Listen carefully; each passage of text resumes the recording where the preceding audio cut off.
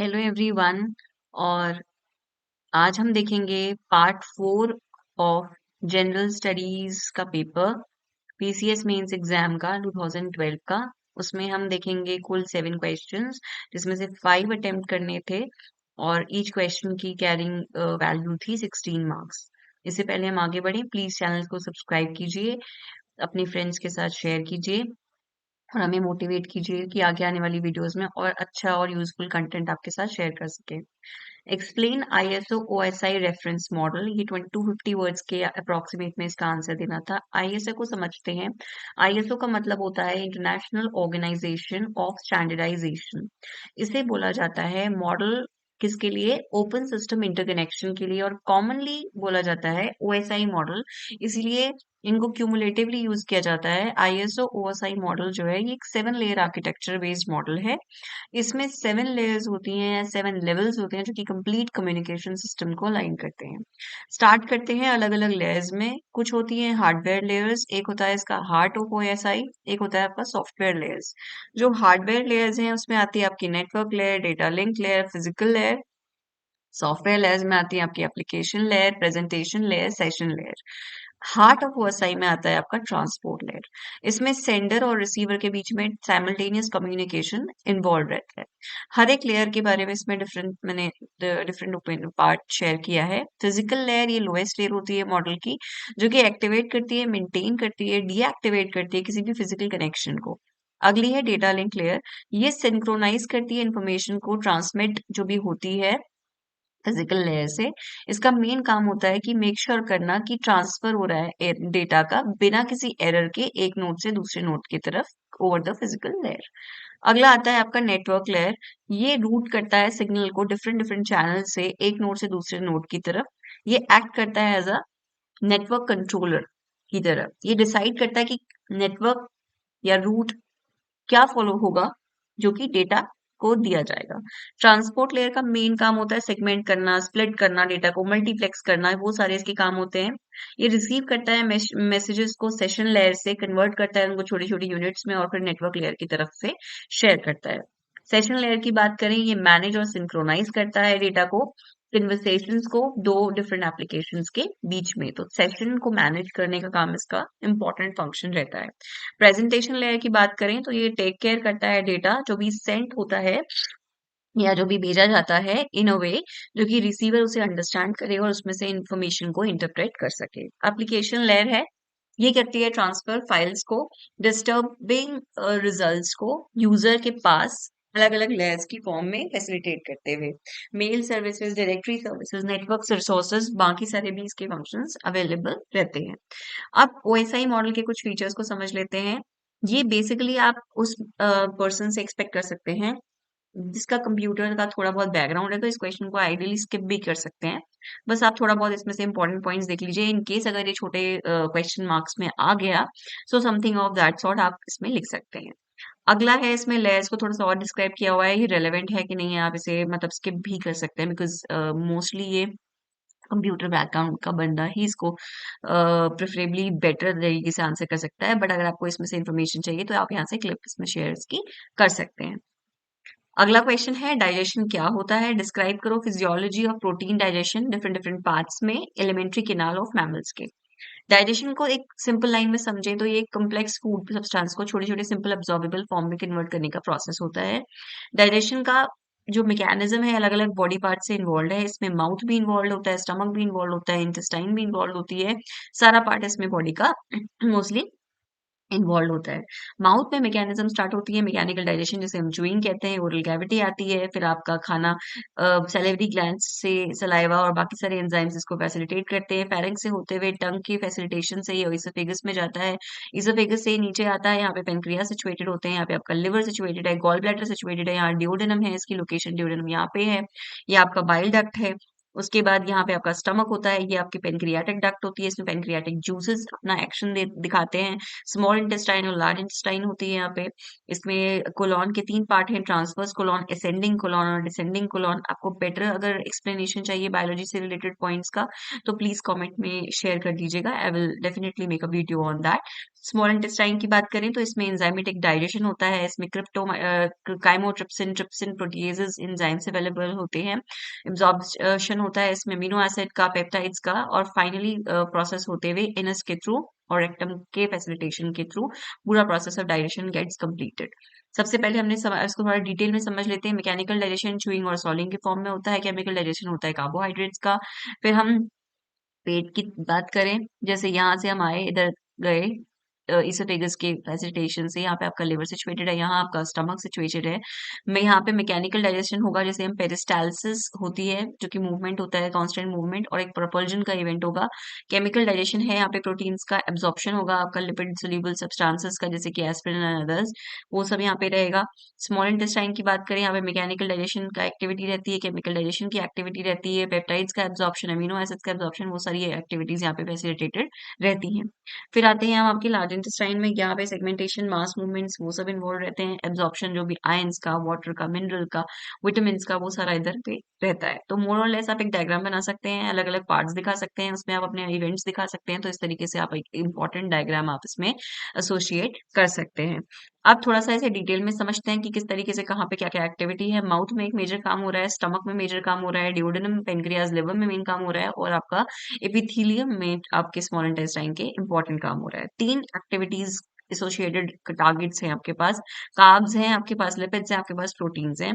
Protein का सीधे आपका जो काम होता है वो स्टमक से स्टार्ट है। यहाँ पे पॉलीपेप्टाइड्स, पेप्सिन जो होता है आपका स्टमक में काम करता है, जो कि पॉलीपेप्टाइड्स में इनको कन्वर्ट करता है। उसके बाद ये पेप्टाइड्स में कन्वर्ट होते हैं डिओडेनम में, उसके बाद फाइनली अमीनो एसिड बन जाते हैं इस स्मॉल इंटेस्टाइन में जाते जाते। लिपिड्स की बात करें तो इसका सीधे ही काम स्मॉल इंटेस्टाइन में होता है, बट उससे पहले इसमें बाइल सॉल्ट्स और लाइपेजेस इसमें एक्ट करते हैं, जो कि बाइल सॉल्ट लिवर में, लाइपेजेस आपका पेनक्रियास से एक्ट करता है, और फैटी एसिड्स और मोनोग्लिसराइड्स में इसको ये कन्वर्ट करता है। कार्ब्स की बात करें तो इसका छोटे छोटे सेगमेंट्स में कन्वर्जन होता है।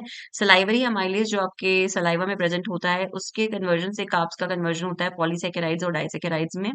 फिर इनको लिवर पेनक्रियास का जो पोर्शन आपका आता है, यहाँ पे ये डाइसैकेराइड्स में कन्वर्ट होते हैं, जो कि पेनक्रियाटिक एमाइलिन पे एक्ट करता है तब ये होते हैं, और डाइसैकेराइड्स पे आपका स्मॉल इंटेस्टाइन में जब ये एक्ट होते हैं तो ये मोनोसैकेराइड्स में कन्वर्ट हो जाते हैं। जैसे कि हम फिर से सोच समझ लेते हैं, डाई प्रोटीन्स का किस तरीके से कन्वर्जन रहता है, न्यूक्लिक एसिड्स का कैसे कन्वर्जन रहता है, फैट्स को लाइपेजेस एक्ट करता है तो डाइग्लिसराइड्स में कन्वर्ट होता है, फिर वो मोनोग्लिसराइड बन जाता है। डाइपेप्टाइड्स जो है वो डाइपेप्टिडेज एंजाइम होते हैं, उससे ये अमीनो एसिड्स में कन्वर्ट हो जाते हैं। डाई और मोनोग्लिसराइड्स पे लाइपेज एक्ट करता है और फाइनली फैटी एसिड और ग्लिसरॉल में कन्वर्जन हो जाता है। तो इस तरीके से यहाँ पे कन्वर्जन की पूरी फिनोमिना चलती है। अगर आप साइंस बैकग्राउंड के हैं तो थोड़ा सा डिटेल में आप इसे समझ सकते हैं, बट अगर आपको ओवरऑल एक हल्का सा ओवरव्यू लेना है एग्जाम के पर्पज से, हल्का फुल्का आपको डालना है, तो उसके लिए आप इसमें थोड़ा बहुत इसमें से ले सकते हैं। ठीक है। अब एक चीज मैं इसमें बता दूं, जिसके पीछे एज लिखा होता है वो जनरली एंजाइम होता है। तो कहीं पे भी आपको जैसे न्यूक्लिएजेज है, यहाँ पे लाइपेजेज है, आपका यहाँ पे पेप्टिडेजेस है, तो एज ए ऐसी जिसमें पीछे से होता है एंडिंग में, यानी कि वो कोई एंजाइम है। जस्ट आपकी इंफॉर्मेशन के लिए, can make a note of it. आगे बढ़ते हैं, थोड़ा सा और इसे समझते हैं, अगर थोड़ा सा डिटेल में अगर और देख लेते हैं तो कार्ब्स को कन्वर्ट, अगर आप इतना पूरी साइकिल नहीं भी बनाना चाहते हैं, जल्दी जल्दी बनाना है, तो कार्ब्स का कन्वर्जन मोनोसेकेराइड्स में, lipids get converted into fatty acids and monoglycerides, and protein get degraded into amino acids. ये 4 प्लेसेस हैं जहाँ पे कि इवेंट्स हो रहे हैं। लार्ज इंटेस्टाइन में मेजरली पानी, मिनरल्स, ड्रग्स, उन सब का एब्जॉर्प्शन वगैरह रहता है। स्मॉल इंटेस्टाइन हम डिस्कस कर चुके हैं, स्टमक हम डिस्कस कर चुके हैं, और माउथ के बारे में भी हमने पढ़ लिया है। और इस तरीके से इनकी साइकिल है। डाइग्लिसराइड, जैसे अगर हम स्टार्च ग्लाइकोजन की बात करें तो माल्टोज, सुक्रोज और लैक्टोज में कन्वर्जन होता है। Maltose is 2 glucose, sucrose is 1 glucose and 1 fructose, और lactose is 1 glucose and 1 galactose. हो सकता है ये किसी केमिकल बेस्ड क्वेश्चन में आपके किसी इंपॉर्टेंट फॉर्म में आ जाए, सो दैट्स व्हाई मैंने इसे यहाँ पे लिया है। So can mark as important and you can consider it for your future exams. अगला क्वेश्चन है, what are the different types of salts and describe the method of preparation. सबसे पहले अलग अलग कैटेगरी ऑफ सॉल्ट्स होते हैं। एक होते हैं नॉर्मल सॉल्ट्स। नॉर्मल सॉल्ट मतलब कि जो एक नॉर्मल एसिड और बेस जो कि न्यूट्रलाइजेशन एक्टिविटी के थ्रू बनते हैं, स्ट्रॉन्ग एसिड स्ट्रॉन्ग बेस, उससे ये बनते हैं, जैसे कि NaCl है, KNO3 है, CuSO4 है। बेसिक सॉल्ट की बात करें, जिसका इसमें ये वो सॉल्ट्स होते हैं जो कि partial replacement of OH radical से बनते हैं, of the of any di या फिर ट्राई एसिडिक बेस के हेल्प से विद दी एसिड रेडिकल। इसमें प्रोडक्ट जो होता है न्यूट्रलाइजेशन का, इसमें बेसिक सॉल्ट है, इसका मतलब more of the basic properties इसमें होंगी, यानी कि स्ट्रॉन्ग बेस रहा होगा और वीक एसिड रहा होगा। ठीक है, सिमिलरली अगर आप कहते हो एसिडिक सॉल्ट है, इसका मतलब स्ट्रॉन्ग एसिड है, वीक इसका बेस है। एग्जाम्पल की बात कर लेते हैं तो यहाँ पे KCN KCN का ये बनता है KCN।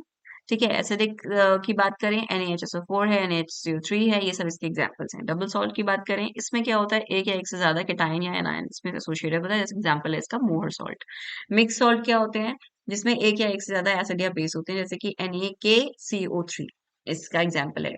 कॉम्प्लेक्स सॉल्ट की बात करें, ये वो सॉल्ट्स होते हैं जो कि कॉम्बिनेशन से बनते हैं सैचुरेटेड सोल्यूशन के ऑफ सिंपल सॉल्ट्स, जो कि क्रिस्टलाइजेशन या फिर सोल्यूशन डिफरेंट सॉल्ट्स का इसमें डबल सॉल्ट्स के जैसे ही सिमिलर होते हैं, बट थोड़ा सा इनका फॉर्मूला या फिर डिफरेंट इसका स्ट्रक्चर और सा डिफरेंट होता है। जैसे कि एग्जाम्पल है इसका ये। अब डबल सॉल्ट और कॉम्प्लेक्स सॉल्ट का डिफरेंस में भी किसी एग्जाम में पूछा जा सकता है, so it can be a kind of important question which can be in your exams. So double salt और कॉम्प्लेक्स सॉल्ट में क्या डिफरेंस है कि जो डबल सॉल्ट हैं इसमें आयन प्रेजेंट होते हैं इन द कॉन्स्टिट्यूएंट्स, ये ऑब्टेन किए जाते हैं जब इनको पानी में डिसॉल्व किया जाता है। जैसे कि कार्नेलाइट का एग्जाम्पल अगर हम लें, इसमें KCl है, MgCl2 था, यहाँ पे एक्टिविटी हुई and that get converted into KCl MgCl2.6 water. ठीक है, इस तरीके से इसमें एसोसिएशन हुई डबल सॉल्ट के केस में। यहाँ पे आप देख सकते हो, जैसे यहाँ पे दिखेगा आपको 6 H2O है, यहाँ पे 24 H2O है, so this is example of more salt, this example of potash alum. तो इसमें मेजरली जो डिसोल्यूशन होती है वो वाटर की एब्सेंस में होती है। जबकि कॉम्प्लेक्स सॉल्ट्स क्या होते हैं, ये वो आयंस हैं जो कि प्रेजेंट होते हैं कॉन्स्टिट्यूएंट्स में, they are not obtained when they get dissolved in water. इसमें ऐसा कुछ नहीं होता कि जब आप पानी में डिसॉल्व करोगे तभी ये ऑब्टेन होंगे, so otherwise also they can get be divided. तो ये है आपका एग्जांपल। अब मेथड ऑफ प्रेपरेशन का पूछा है उसने क्वेश्चन, तो जनरली सिंपल एक्टिविटी होती है, मिक्सिंग होती है, फिल्ट्रेशन होती है, देन इवेपोरेशन और क्रिस्टलाइजेशन होता है, और ड्राइंग होती है क्रिस्टल्स की, और फाइनली आपको एक सॉल्ट अवेलेबल हो जाता है। एग्जाम्पल की बात करें, हॉट सल्फ्यूरिक एसिड में इन्होंने जिंक पाउडर डाला, रिएक्शन हुई, मिक्सिंग हुई, उसके बाद स्टेप 1 स्टेप 2 ग्लास रॉड की मदद से आपने इसको चेक किया, फिल्टर पेपर यूज किया, फिल्टर फनल यूज किया, एक्सेस जिंक को रिमूव किया, जिंक सल्फेट का सोल्यूशन आपके पास तैयार हो गया। Then you get in heating process, heating के बाद आपने क्रिस्टल से देखने शुरू किए जिंक सल्फेट के, इस तरीके से आपने ड्राई किया, फिल्टर पेपर का यूज किया, और आपको जिंक सल्फेट का क्रिस्टल इसमें अवेलेबल हो गया। So this is the whole process of salt preparation. अब इसमें एसिडिक बेसिक की जब हम बातें कर रहे हैं, हो सकता है कि हमारी ऑडियंस को कुछ नहीं भी पता हो कि किस तरीके से हम इसे डिफरेंशिएट करते हैं। सो लेट्स सी दिस कि 1 से आपका एक पीएच मीटर्स होता है या पीएच स्केल होता है, जिसमें कि 7 से कम वाले होते हैं एसिडिक, 7 से ज्यादा वाले होते हैं बेसिक। तो इसमें भी काफी कुछ है डिटेल में, बट मैं आपको क्विकली इसी क्वेश्चन के पर्पज से ही बता रही हूँ। अगर आपको डिटेल में इसका कोई एक्सप्लेनेशन चाहिए, please do right it in the comment box, I will surely make a content in that regard also. जैसे कि सबसे 1 MHCl यहाँ पे लिखा हुआ है, यानी कि बहुत ज्यादा एसिडिक है। यहाँ आप 7 से इधर को जाते जाएंगे एक की टुवर्ड्स, तो इसकी एसिडिटी बढ़ती जाएगी। जैसे विनेगर है आपका, यहाँ पे लेमन जूस है, गैस्ट्रिक जूसेस हैं, रेन वाटर है, ये सब एसिडिक हैं। बट कौन किससे ज्यादा एसिडिक है, तो जितना ज्यादा इसका हाइड्रोजन आयन कॉन्सेंट्रेशन होता है उतनी ज्यादा इसकी एसिडिक नेचर बढ़ती जाती है। सो अगर किसी का रेन वाटर और HCl के बीच में किसी का पीएच ज्यादा है, या कौन ज्यादा एसिडिक है, तो वो ऑब्वियसली HCl है, बिकॉज उसका जो एसिडिटी है वो काफी ज्यादा है, उसके एसिडिक नेचर ज्यादा है, उसका हाइड्रोजन आयन कॉन्सेंट्रेशन ज्यादा है। अब हम इधर को बढ़ते हैं, तो जितना ज्यादा ये 7 से 14 की टुवर्ड्स जाएगा, उतना ज्यादा इसका बेसिक कैरेक्टर बढ़ता जाएगा। जैसे कि एग्जाम्पल है pure water, blood, sodium chloride, baking soda, milk of magnesia, ammonia, sodium hydroxide, ये सारे एग्जाम्पल हैं एसिडिक एंड बेसिक कंटेंट्स के। ठीक है, अगला क्वेश्चन है, why is a step up transformer used in the power station, explain with example। ठीक है, तो इसको मैं बस जस्ट आप बेसिक उतना ही समझिए जो एग्जाम में आपके लिखने के काम आ सकता है। डिटेल में अगर आपको चाहिए इसका सोल्यूशन, तो सो आप प्लीज कमेंट में डिस्क्राइब कर दीजिएगा, I will make a video on that. Transformer को समझते हैं। ट्रांसफार्मर क्या चीज होती है, ये स्टैटिक है, पैसिव इलेक्ट्रिकल डिवाइस होता है, जो कि क्या करता है, इलेक्ट्रिकल एनर्जी को ट्रांसफर करता है बिटवीन एक या एक से ज्यादा सर्किट में। ठीक है, स्टेप अप ट्रांसफार्मर क्या करेगा, ये वोल्टेज को बढ़ा देगा, स्टेप अप वोल्टेज को from the primary to the secondary winding while keeping the power same in both the windings. Majorly क्या होता है, पावर सेम रहेगी, बट स्टेप अप में क्या होगा, वोल्टेज बढ़ जाएगी, स्टेप डाउन में क्या होगा, वोल्टेज कम हो जाएगी। इतना तो पहले क्लियर होना चाहिए। स्टेप अप ट्रांसफार्मर्स को पावर स्टेशन पे लगाया जाता है ताकि वो स्टेप अप कर सके वोल्टेज को, और कॉन्जिक्यूटिवली क्योंकि वोल्टेज बढ़ेगी तो कॉन्जिक्यूटिवली क्या होगा, करंट डाउन होगा। करंट डाउन होगा, इससे क्या होगा, फ्लो जो होगा करंट का ओवरहेड केबल्स में रिलेटिवली कम होगा, लॉन्ग डिस्टेंसेस तक वो डिस्ट्रीब्यूट हो पाएगा। जैसे कि यहाँ पे आपने देखा कि इस तरीके से इन्होंने यहाँ पे स्टेप अप ट्रांसफार्मर लगाया हुआ है, जब इन्होंने यहाँ पे अगले स्टेप में यहाँ गए तो इन्होंने स्टेप डाउन कर दिया, मतलब आपको वोल्टेज बढ़ानी है, वोल्टेज घटानी है, जो भी आपका प्रोसेस है उसके लिए इसको लगाया जाता है। एप्लीकेशंस क्या होते हैं, जैसे कि अगर फॉर एग्जांपल पावर प्लांट से आपने फैसिलिटेशन स्टार्ट किया, स्टेप अप ट्रांसफार्मर आपने लगाया, 12 के वी की आपने इनिशियली स्टार्ट करी, यहाँ पे हाई वोल्टेज की ट्रांसमिशन लाइंस हैं, जिनसे कि क्या हुआ देखो 400 केवी हो गया। उसके बाद अब आपको इसको घर तक पहुंचाना है, तब आपने यहाँ पे वोल्टेज कम कर दी, वोल्टेज कम होगी तो करंट बढ़ जाएगा। ठीक है, यहाँ पे आते आते क्या हुआ, 13 केवी हो गया, स्टेप डाउन ट्रांसफार्मर आपने लगा दिया, इसको सब स्टेशन जिसे हम बोलते हैं। देन अगेन क्या हुआ, 13 केवी से इसको आपने 240 केवी में कन्वर्ट कर, तो 240 वी में वोल्टेज में कन्वर्ट करना है, तो स्टेप डाउन ट्रांसफार्मर फिर से लगाया गया और इसको और लोअर डाउन किया गया। बट यहाँ पे क्या हुआ, फैसिलिटेशन हो गया, इजीली लॉन्ग डिस्टेंसेस तक जो है, जो पावर है वो ट्रांसमिट हो पाई। ये इसका प्रोसेस है। ट्रांसजेनिक एनिमल्स क्या होते हैं, इसका नोट लिखना है एप्लीकेशन का, इसके लिए मैंने एक वीडियो बना रखी है, पिन कर दूंगी कमेंट सेक्शन में, वहां से आप इसे देख सकते हैं, पूरा उसमें इंफॉर्मेशन है ट्रांसजेनिक एनिमल्स क्या होते हैं, क्या उसके एप्लीकेशंस हैं ट्रांसजेनिक डेवलपमेंट के, वो सारा आप वहां से देख सकते हैं। अगला है सॉइल हेल्थ डिटेरियोरेशन, एक मेजर सेकंड जनरेशन प्रॉब्लम है ग्रीन रेवोल्यूशन में। Substantiate the statement with the reason, इसके लिए भी मैंने एक वीडियो बनाई है। सॉइल हेल्थ कार्ड स्कीम क्यों इंपॉर्टेंट है, कब वो लॉन्च हुई थी, क्या उसका एम था, किस तरीके से फैसिलिटेशन होता है। सो बेसिकली क्या है कि सॉइल को इनिशियली हम उतना इम्पोर्टेंस नहीं देते थे, उसमें कुछ भी केमिकल हम डाल देते थे, बट धीरे-धीरे हमें समझ में आया कि सॉइल की जो क्वालिटी है वो डिटेरियोरेट हो रही है। वो बहुत ज़्यादा इम्पोर्टेंट है कि हम सॉइल की क्वालिटी और उसकी जो इम्पोर्टेंट न्यूट्रिएंट एनरिचमेंट है उसका वो हम मेंटेन रखें। सो उसके लिए अलग-अलग इवेंट्स किए गए, अलग-अलग स्कीम्स लाई गई, जिसमें कि हमने फैसिलिटेट करने की कोशिश करी कि हम अपनी सॉइल को किस तरीके से वापस उतना ही न्यूट्रिएंट रिच बना सकते हैं। सो इसके लिए हम सॉइल में उतना ही केमिकल डालें, उतना ही न्यूट्रिएंट डालें जितनी उसकी रिक्वायरमेंट है। अगर वो नाइट्रोजन में उसकी डेफिशिएंसी है, सॉइल नाइट्रोजन डेफिशिएंट है, तो हम सिर्फ नाइट्रोजन उसको फैसिलिटेट करें। अगर उसमें पोटेशियम की ज़रूरत है, तो हम सिर्फ पोटेशियम उसको फैसिलिटेट करें। इससे क्या होगा कि फार्मर की जो एक्स्ट्रा कॉस्ट है किसी दूसरे न्यूट्रिएंट को डालने की, वो भी बच जाएगी, प्लस सॉइल भी एक्स्ट्रा जो न्यूट्रिएंट उसमें जा रहा है, उसको वो लेने से बचेगी और वो एक हेल्दी क्रॉप को जनरेट करेगी। सो क्या प्रॉब्लम है, क्यों ये स्कीम आई, क्या पूरा प्रोसेस है, क्या ये ग्रीन रेवोल्यूशन से किस तरीके से एसोसिएटेड है, ये बहुत ज्यादा डिटेल में हमने इस वीडियो में डिस्कस किया है, तो आप इसको देख के इसमें पूरा इस क्वेश्चन के आंसर आप डिराइव कर सकते हैं। अगला क्वेश्चन है, write an essay on Indian space programme. Very very important question guys, ये अभी रिसेंटली पिछले एग्जाम में उत्तराखंड पीसीएस के ये क्वेश्चन फिर से आया था कि इंडियन स्पेस प्रोग्राम पे डिटेल में इसमें आंसर देना था। तो इसको हम समझ लेते हैं। इनिशियली स्पेस प्रोग्राम एक जर्नी है, ये एक इवेंट नहीं है, पूरा एक ये स्मॉल स्मॉल स्टेप्स थे जो कि स्टार्ट हुए थे। हम बात करते हैं इसरो की जर्नी से, इसरो के माइलस्टोन से हम स्टार्ट करते हैं। 1969 में ऑफिशियली इसको क्रिएट किया गया था, जब लॉन्च हुआ था रॉकेट, 3 इयर्स के बाद उसके। 1971 की बात करें, श्रीहरिकोटा से हमने ऑपरेशनलाइज करना स्टार्ट किया।